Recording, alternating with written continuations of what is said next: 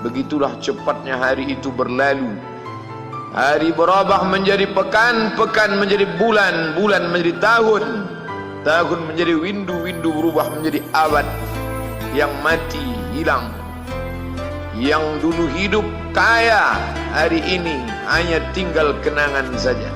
Kemana mereka dulu yang hebat-hebat, bangsawan, para penguasa? Semuanya mati ditelan zaman.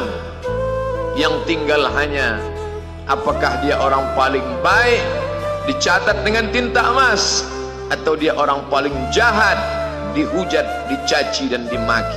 Harimau mati meninggalkan belang, gajah mati meninggalkan gading, manusia mati meninggalkan nama, nama yang baik atau nama yang buruk. Wa tilkal ayyamu nudawiluha bainan nas. Demikianlah hari demi hari kami pergantikan di antara manusia. Untuk apa hari ini dirubah Allah Ta'ala? Mengapa hari ini datang silih berganti dan kita ada di dalam zaman itu? Liya'lamallahu alladhina amanu. Allah ingin menguji siapa yang imannya tetap istiqamah, siapa yang masih tetap beriman sampai hari ini. Khatib mengucapkan alhamdulillah, nikmat yang paling besar adalah nikmat istiqamah dalam iman dan Islam. Berapa banyak ketika hari berubah, yang dulunya dia adalah orang baik-baik, hari ini berubah menjadi tidak baik. Yusbihu mu'minan, pada waktu pagi dia beriman, wa yumsi kafiran, petang hari dia berubah menjadi kafir. Maka kita selalu meminta, ya muqallibal qulub, wahai engkau yang membolak-balikkan hati, tsabbit qulubana, kokohkan hati kami, ala dinik, dalam agamamu, wa ala ta'atik, dalam ketaatan kepadamu. Berapa banyak yang dulu susah melarat, miskin, untuk sesuap nasi pun sulit, tapi begitu dilapangkan Allah rezekinya, tidak menjadi hamba yang bersyukur. Dia lalai, dia sangka itu karena jerih payahnya, dia kufur nikmat Allah Subhanahu wa ta'ala. Tapi siang hari ini, alhamdulillah, ada hamba yang disehatkan Allah, dia tetap bersyukur. Ada hamba yang ditingkatkan Allah rezekinya, dia tetap bersyukur. Ada hamba yang dinaikkan Allah kuasanya, dia tetap bersyukur. La in syakartum, kalau kamu syukuri nikmat itu, la azidannakum, pasti akan kutambah. Wala in kafartum, tapi ingat, kalau kamu kufur, kamu ingkar, inna azabi lasyadid, azabku amat sangat hebat, amat sangat dahsyat, amat sangat mengerikan. Berapa banyak orang di masa lalu mati dalam azab Allah Subhanahu wa ta'ala. Tapi itulah manusia, diambil dari kata nasya, lupa. Dia tidak pernah ingat apa yang pernah ditimpakan Allah kepada kaum-kaum sebelumnya. Wa ila samud akhahum salihah, kepada kaum Samud diutus Nabi Saleh. Mana mereka sekarang? Punah, musnah, tidak ada lagi di atas muka bumi Allah. Wa ila Madyan akhahum Syuaiba, kepada kaum Madian diutus Nabi Syuaib. Mana mereka sekarang? Punah, musnah, tidak ada jejaknya di atas muka bumi. Wa ila Adin akhahum Huda, kepada kaum Ad diutus Nabi Hud.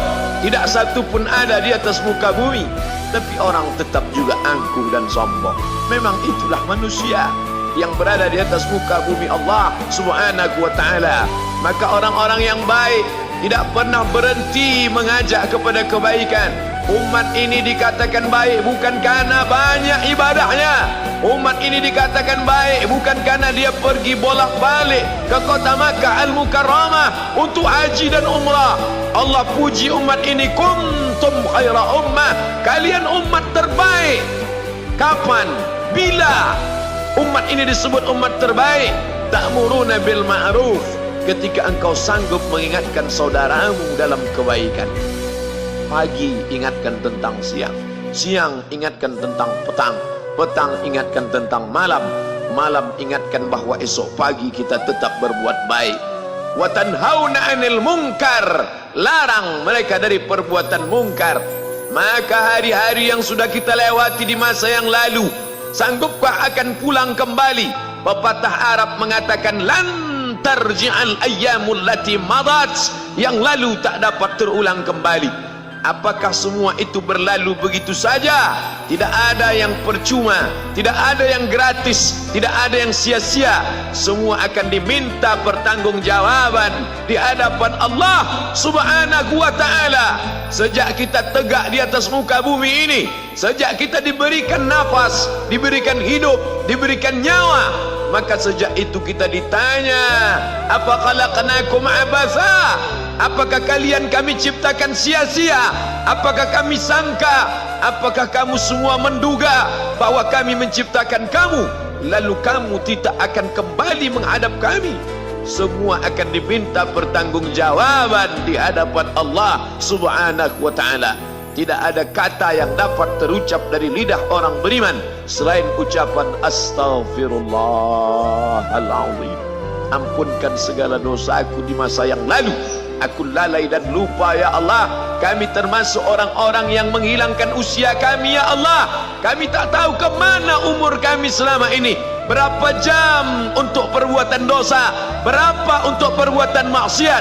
Padahal ketika tiba masanya, kami semua akan menghadapmu, dan pada saat itu semua akan dihitung menit demi detik. Detik semuanya tak ada yang dapat dari luput panggilan Allah Subhanahu wa ta'ala. Tidak ada yang lepas daripada pengawasan. Inna alaikum lahafizin, bersama kamu ada malaikat hafazah kiraman mulia katibin, mencatat. Ya'lamuna ma taf'alun, dia tahu semua yang kamu lakukan. Betapa waktu-waktu yang lalu itu tak dapat kita tebus dengan apapun selain kita perbaiki di masa yang akan datang. Tingkatkan kualitas salat berjamaah, tingkatkan membaca Al-Quran. Andai usia kita sudah lanjut, tak dapat kita jemput, maka kita didik anak cucu generasi akan datang menjadi generasi yang Qurani dan Islami. Sab'atun yudhilluhumullah, ada 7 di antara yang dapat naungan Allah.